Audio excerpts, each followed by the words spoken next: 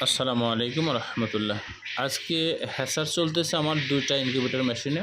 এটা স্যাটারই, তো স্যাটার নিচে রাখছি।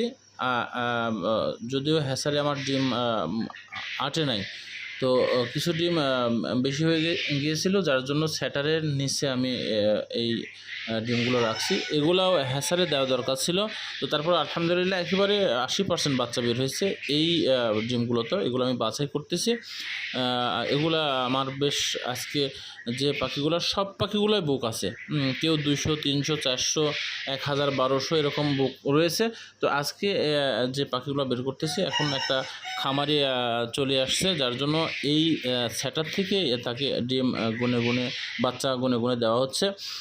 আবারও ফলো করবেন, আমার কিন্তু এইটা সেটার, হ্যাসারেও আমার ডিম চলতেছে, হ্যাসার চলতেছে, কিন্তু ওইখানে আমার ডিমগুলো আটে নাই। হ্যাসারে দিয়েছে, আলহামদুলিল্লাহ অনেক সুন্দর বাচ্চা বের হয়েছে। তো এই বাচ্চাগুলো সুস্থ এবং সবল, এবং যে হারে বাড়ানোর দরকার হ্যাসারে গিয়ে ঠিক সেই মাপে বের হয়েছে। স্যাটারে রাখছি জন্য বিধায় যে একটু কম বের হয়েছে, সমস্যা হয়েছে, তা কিন্তু হয় নাই। আলহামদুলিল্লাহ অনেক খুশি হয়েছি। একটু মনে করছিলাম যে হয়তো বা তাপমাত্রা, আর্দ্রতার একটু এখানে কম রয়েছে বিধায় একটু কম বের হতে পারে, না, সে কম বের হয়নি। আমরা যে গণনা করে পাচ্ছি, আলহামদুলিল্লাহ অনেক সুন্দর বের হয়েছে। আসসালামু আলাইকুম।